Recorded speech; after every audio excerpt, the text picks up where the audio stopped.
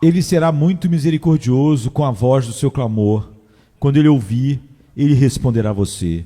Isaías 30, 19. O grande pecado do homem é a sua alienação de Deus.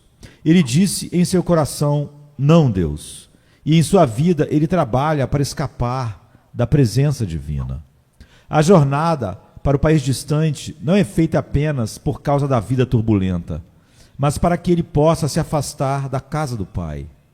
Alguém poderia pensar que os homens se voltariam para o Senhor no dia da angústia, assim como Oséias disse, em sua aflição, cedo me buscarão. Mas isso, infelizmente, nem sempre é verdade. Não é verdade e sinceridade, pois muitas vezes o pecador segue o exemplo de Acais, de quem está escrito, no tempo de sua angústia, ele transgrediu ainda mais o Senhor. Este é o rei Acais. Todas as provações e dificuldades do mundo não irão por si mesmas conduzir o homem a Deus, mas sim levá-lo à rebelião, desespero e dureza de coração. O homem olhará em todas as direções antes de olhar para Deus. Ele irá antes, como Saul, buscar a ajuda de uma bruxa ou de um demônio do que buscar o Deus vivo. Ele fará mais uma aliança com a morte e uma aliança com o inferno do que voltar seu coração para seu melhor amigo e ajudante. Está escrito, ai dos que descem ao Egito em busca de ajuda, e montam cavalos, e confiam nos carros, porque são muitos, e nos cavaleiros, porque são muito fortes, mas não olham para o Santo, o único Deus de Israel, nem buscam ao Senhor. Vã é a advertência, pois o homem ainda se apoia em um braço de carne e considera uma coisa tola e fantasiosa confiar no Deus Todo-Poderoso. O homem muda sua base de confiança com bastante frequência e agora depende disso e depois depende daquilo e no devido tempo continua com outras 1000 confianças em algo que não é Deus, com um número de confidências igualmente duvidosas. Muito cedo ele é enganado. O bastão da cana quebrada no qual ele tentou se apoiar perfura sua mão. Ele sofre e sangra. Se arrepende da sua loucura em uma direção, mas a repete em outra direção. Ele grita com o seu orgulho e a firmeza do seu coração. Os tijolos caíram, mas vamos construir com pedras lavradas. Os sicômoros foram cortados, mas vamos transformá-los em cedros. Embora repetidamente enganado por suas falsas confidências, ele volta a elas como um cachorro volta ao seu vômito. Ele escolhe seus próprios delírios e tenta novamente construir sobre aquele alicerce arenoso que a maré já mudou tantas vezes. Nem é apenas quando ele é enganado que persiste em sua loucura, pois ele continua nisso quando sabe que pagou pesadamente por sua loucura e empobreceu por gastar seu dinheiro naquilo que não é pão.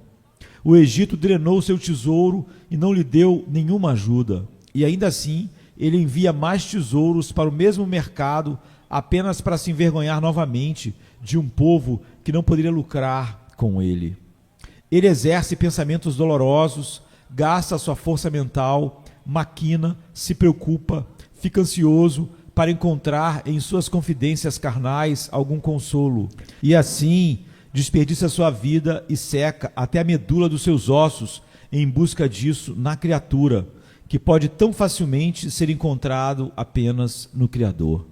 Ele se levanta cedo, fica acordado até tarde da noite e come o pão da ansiedade, mas não se volta para o Senhor, o único que dá a seus amados o sono. Mesmo quando empobrecido e esgotado pela incredulidade, o homem natural não olhará para o Senhor. Mesmo então, ele adora alguma coisa nova que lhe promete ajuda e esperança. Ele parece ansioso para ser enganado e disposto a ser iludido. Se por fim toda a confiança carnal for excluída, pelo simples fracasso de toda esperança, ele se deitará em desespero e morrerá antes de buscar ao Senhor. Ele sofre, quão cruelmente, com as alegrias vãs nas quais ele confiava antes, mas ele ainda iria persegui-las se pudesse. Ele desmaia, ele está sentindo dores na alma, está prestes a morrer, pois não pode encher sua barriga com as cascas que os porcos comem. Mas ainda assim ele não irá até a graça onipotente o constranger ao Senhor. Se a graça onipotente não o levar eficazmente, ele não vai buscar ao Senhor. Ele não vai voltar seu rosto para a casa onde há pão suficiente e comida abundante. Ele morrerá de fome antes de confessar seu pecado contra o céu e começar a viver pela fé em Deus. Este é o fruto da queda, a negra evidência da nossa depravação, a fecunda mãe da destruição. A mente carnal é inimizade contra Deus. Precisamos ter algo em que confiar, no qual possamos ver com nossos olhos e tocar com as nossas mãos. Mas no grande eu sou invisível, não podemos confiar. E mesmo assim, somente Ele é o Deus verdadeiro, vivo, eficaz e suficiente para as nossas almas. Oxalá fôssemos sábios para que entendêssemos isso e disséssemos em nossos corações: vinde e voltemos para o Senhor, porque Ele despedaçou e Ele nos sarará. Ele feriu e Ele nos curará. Agora, todo esse tempo, enquanto o homem luta para se afastar de Deus, o Senhor está disposto o suficiente para recebê-lo, perdoá-lo, abençoá-lo, enriquecê-lo com toda a alegria. Ele não está apenas desejando, mas é capaz, totalmente capaz de ajudar o coração perturbado em cada dificuldade e aflição e confortar em toda angústia. Portanto, o Senhor espera para ser gracioso e Ele é exaltado para que possa mostrar misericórdia. Se a relutância fosse da parte de Deus, também poderíamos muito facilmente compreender e, em certa medida, justificar a relutância do homem em se voltar para Deus. Mas quando o Senhor ordena que o homem volte, o convida, raciocina com ele sobre isso, chama e faz todos os preparativos para a sua recepção, por que é que o homem se recusa? Seu Senhor fez ricas promessas de toda a ajuda que pode desejar, e é inexcusável ingratidão e perversa obstinação por parte do homem que ele ainda persiste em se manter afastado do seu Criador. Ele prefere morrer para sempre antes de confiar em seu Deus. Não é este o caso de alguns que ouvem as minhas palavras? Desejo neste momento expor a graça de Deus e a sua prontidão para ouvir o clamor dos necessitados, com a esperança de que alguns aqui presentes, que podem ter esquecido isso, para o qual pode ser um momento de necessidade, possam ouvi-lo e ser encorajado a dizer: eu irei levantar-me e irei para o meu Pai. É uma alegria para mim esperar que assim seja, mas lembro-me com tristeza que se eu fosse ajudado a estabelecer isso claramente, e se algum de vocês que está em apuro se recusasse posteriormente a confiar no Senhor, sua alienação será agravada e seu pecado se tornará ainda mais gritante. Aquele que não confiar quando souber que o Senhor é misericordioso para com ele, peca contra sua própria alma e mergulha na ira setenária. Se o Senhor diz que será muito gracioso com a voz do seu clamor, qual será a sua condenação se você não clamar? O texto diz: ele será muito misericordioso com a voz do seu clamor. Quando ele ouvir, ele vai responder a você. Isso é aplicável e confortável para todos os tipos de pessoas, caráteres e personagens. Para tal, então eu falo: você está deprimido neste momento por uma grande tristeza. As coisas deram errado com você. Você não prospera nos negócios, ou você está com o seu corpo falhando, ou um ente querido está em casa definhando. Não é de admirar que você se sinta excessivamente sobrecarregado de espírito. Ao mesmo tempo, você fica pouco à vontade quanto ao seu próprio estado. O ferro está entrando em sua alma.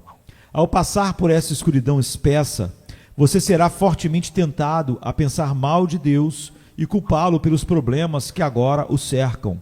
Mas isso só piorará as coisas e aumentará seu pecado e sua tristeza. Antes da aventura como essa, você também estará pronto para se desesperar e dizer: não há esperança, estou preso numa rede e não há escapatória para mim. Embora se soubesse de tudo, afugentaria rapidamente o desespero como seu maior inimigo e não como seu amigo. Possivelmente, você será pronto para tentar algum método errado, ajudando a si mesmo a sair das dificuldades atuais. Satanás irá sugerir a você procedimentos desonestos, impuros ou imprudentes que oferecem alguma sombra de alívio. Nenhum pecado pode realmente aliviar aquilo que você está experimentando. Este é o seu perigo neste momento.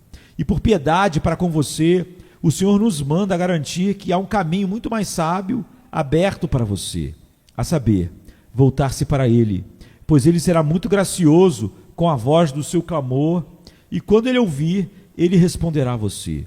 Existe ajuda em Deus para a sua aprovação atual, qualquer que seja a forma que ela assuma. A sabedoria infinita o compreende e o poder infinito pode ajudá-lo a superar todas essas coisas, porque o seu poder e sabedoria compreende isso que você está enfrentando. Deus pode remover de você o que você está sofrendo, ou Ele pode prevenir a ocorrência daquilo que você teme, ou, se em sua sabedoria divina Ele achar adequado colocar a vara sobre você, Ele pode capacitá-lo a suportá-la e torná-lo para o seu bem eterno. Esteja bem certo de que Ele não aflige de bom grado, nem entristece os filhos dos homens por qualquer prazer em suas tristezas. Ele se compadece daqueles que estão aflitos, pois Ele é muito terno e cheio de compaixão, e sempre pronto para socorrer no sofrimento. Há uma necessidade para a dura prova que agora o inclina para baixo. Dependam disso e não se queixem. O Senhor não está visitando você agora com ira. Há bondade em sua severidade. Você não pode crer nisso? É realmente assim. E sua força, seu conforto, sua libertação final de tudo virá por você saber que isso é verdade e agir de acordo com isso. Entregando-se a Deus e confiando nele em sua situação perversa e triste, você obterá a libertação. Pois assim diz o Senhor Deus, o Santo de Israel: no retorno e no descanso você será salvo. No sossego e na confiança estará a vossa força. Em tão grande congregação, deve haver alguns com o coração quebrantado por causa das suas provações temporais. Estou convencido de que estou falando com alguns dos filhos e filhas da desgraça. Vá, vocês com corações entristecidos, volte-se para a mão que o fere, beije a vara e aquele que a designou, e deixe a sua confiança doravante no Senhor, pois Ele é Deus, e além dele não há outro. Então diga: desde agora, meu Pai, te buscarei, e tu serás meu guia. Através de Jesus Cristo, teu Filho, irei me aproximar de ti, confiando em seu precioso sangue. Me ajude e me livre. Tu o encontrarás pronto para perdoar e resgatar, e você viverá para cantar aquele cuja misericórdia dura para sempre.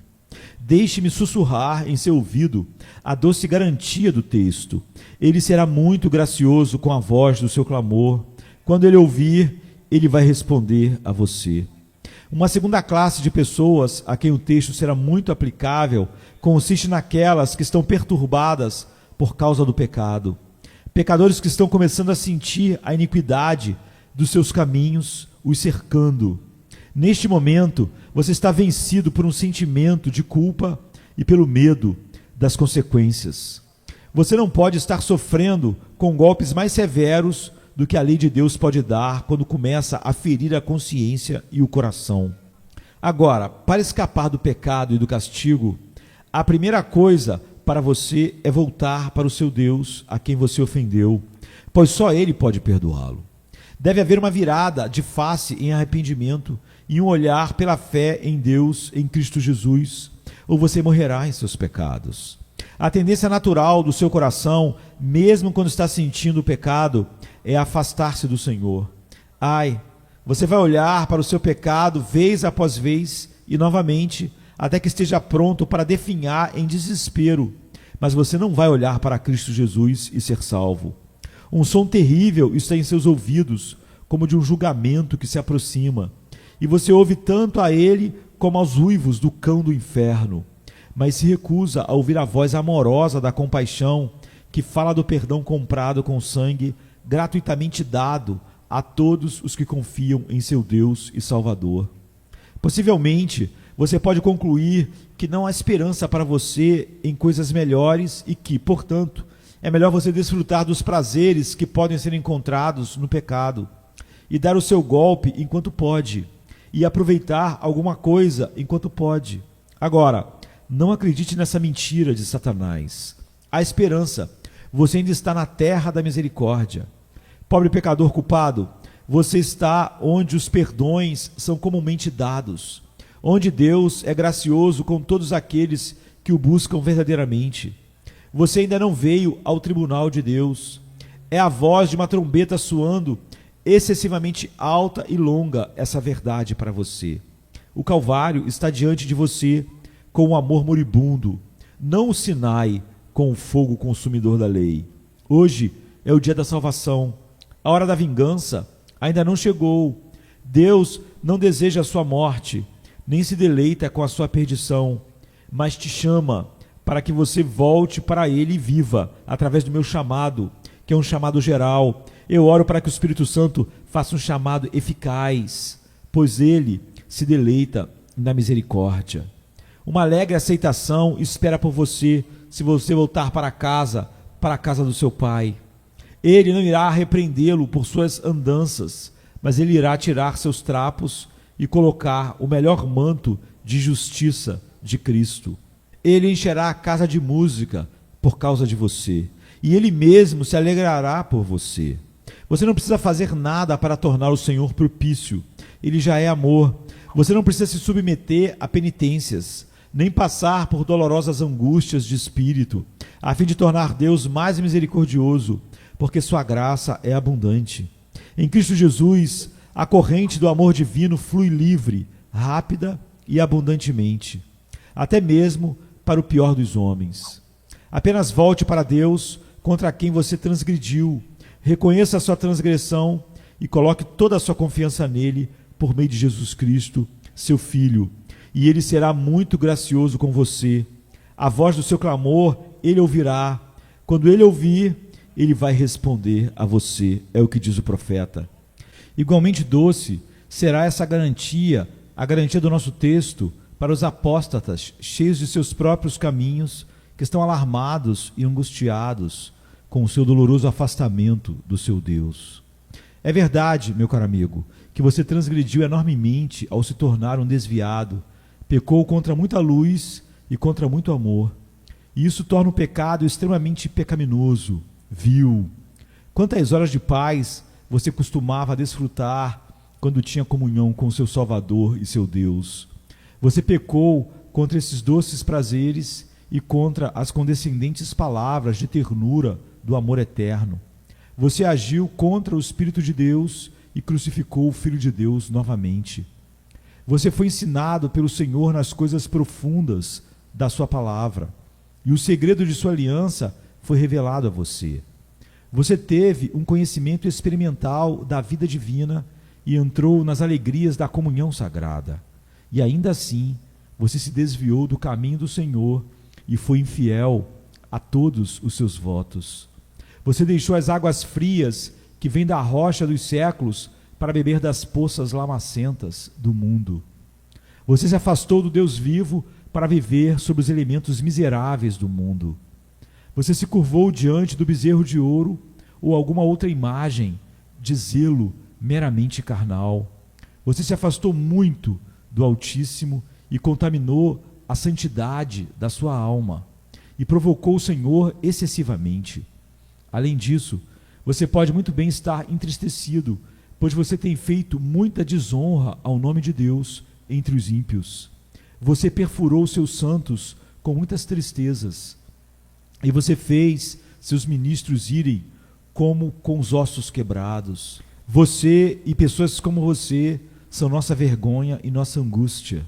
Se você fosse rejeitado para sempre como um traidor e deixado para morrer como um filho da perdição, o que poderia ser dito senão que você estava colhendo os frutos dos seus próprios caminhos?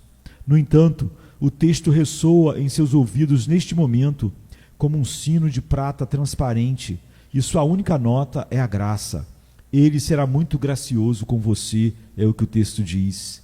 Virem, ó filhos rebeldes, porque sou casado com vocês, diz o Senhor. Volte, volte, é a voz do seu noivo que te chama. Com que notas mais doces você seria cortejado? Voltai para o Senhor vosso Deus, ó Israel, porque caíste pela vossa iniquidade. Ó amada amiga, ouça a exortação e deixe seu coração dizer: eu irei e voltarei para o meu primeiro marido, pois então era melhor comigo do que agora. Ele não cerrou as entranhas da sua compaixão, mas clama na grandeza do seu amor. Vai e proclama essas palavras ao norte e dize: volta, Israel desviado, diz o Senhor, e não farei cair a minha ira sobre ti, porque eu sou misericordioso, diz o Senhor, e não guardarei a minha ira para sempre. Ele o castigou profundamente, mas não o entregou à morte. Ele ouve seus gemidos neste momento, e sua alma tem misericórdia de você. Eis que ele clama: como poderia desistir de ti, Efraim? Como te abandonaria, ó Israel? Como devo torná-lo como Edimá? Como devo definir você, como fiz, abandonando Zeboim? Meu coração está voltado dentro de mim para ti. Meu desejo são acesos juntos a ti. Não vou executar o furor da minha ira. Não vou voltar para destruir Efraim, porque eu sou Deus e não homem. Escute-me, ó andarilho da escuridão. Deixe um irmão sussurrar suavemente em seu ouvido e que o Espírito Santo fale em seu coração. Ele será muito misericordioso com você e ouvirá a voz do seu clamor. Ele vai responder a você quando te ouvir. Temos certeza de que uma quarta classe de pessoas ficará muito contente com o texto, a saber, todos os crentes em Cristo que têm um coração exercitado, mas que agora estão sofrendo angústias e escuridão. E todos nós, às vezes, estamos nessa condição. Nem sempre nos demoramos no Monte da Transfiguração, nem nos sentamos no festival do amor em comunhão arrebatadora, mas às vezes somos lançados na fornalha da angústia da alma e nossos rostos se tornam negros como uma brasa apagada por causa da tristeza do coração. Achamos difícil até mesmo reter uma centelha de fé, até mesmo questionamos se somos do Senhor, se somos salvos, embora possamos lutar suas batalhas. E mesmo quando, com total segurança, podemos ler nosso título com clareza, tendemos a olhar para frente e surge o medo de que ainda possamos cair nas mãos do inimigo. Se as provações se multiplicarem, como a fé conseguirá resistir? Quando chegarem os dias de fraqueza, o que faremos em nossa velhice? Atrás de tudo está a forma esquelética da morte. O que devemos fazer nas ondas do Jordão? Lembramos como corremos com os lacaios em nossa provação anterior e eles nos cansaram. E nos perguntamos, como devemos lutar com os cavaleiros então? Quando a eternidade se aproxima e quando dentro de algumas horas formos confrontados com a cadeira do juiz, devemos suportá-la? Nosso evangelho será então uma realidade ou nossa esperança se dissolverá como um sonho? Essas perguntas atormentam nossas almas angustiadas. Agora, irmãos e irmãs, não adianta tentar responder a essas perguntas aconselhando-se com a carne. Se você consultar sua própria força, ficará claro que não pode vencer a batalha da vida. Qual é a sua força, senão a fraqueza perfeita? Se você olhar para a sua própria sabedoria, é evidente que você não pode guiar seu próprio caminho através do deserto sem caminhos algum para sustentar a vida. Qual é a sua sabedoria, senão a essência da estupidez e loucura? Volte então com confiança infantil para Deus e não se afaste mais dele. Venha ao ponto exato onde sua vida espiritual começou e encontre força, sabedoria, descanso e tudo no Deus vivo. Deixe este versículo sorrir para você e acenar para Deus. Ele será muito misericordioso com a voz do seu clamor. Quando ele ouvir você, ele vai responder. Nenhuma provação acontecerá a você, a não ser aquela que é comum ao homem. E quando a tentação vier, o caminho de escape virá com ela. O fardo sempre encontrará suas costas fortalecidas para suportá-lo, ou então, se suas costas estiverem fracas, o fardo não será colocado sobre você. Toda a sua história futura, embora desconhecida para você, está espalhada como um mapa diante dos olhos do seu grande líder e guia. Siga aonde Jesus o levar e saiba que ele não pode abandoná-lo. Ele fará com que você se deite em pastos verdes e sua bondade e misericórdia o seguirão todos os dias da sua vida. Não se preocupe com nada, ore por tudo. Entrega o teu caminho ao Senhor, confia nele e ele tudo fará. E ele trará o teu julgamento como a luz e a tua justiça como o meio-dia. Vá para o seu propiciatório em cada momento de provação, pois ele será muito gracioso com você. Abra seu coração diante dele e você terá uma resposta de paz do Deus da tua salvação. Agora, eu acho que esses 4 casos incluem a maior parte de nós e, portanto, eu oraria ao Espírito Santo para falar as palavras do texto a cada um de vocês, que possamos senti-los caindo em nossos corações como uma chuva suave e saturante. Ele será muito gracioso com a voz do seu clamor. Quando ele ouvir, ele vai responder a você. Amém, queridos. Amém.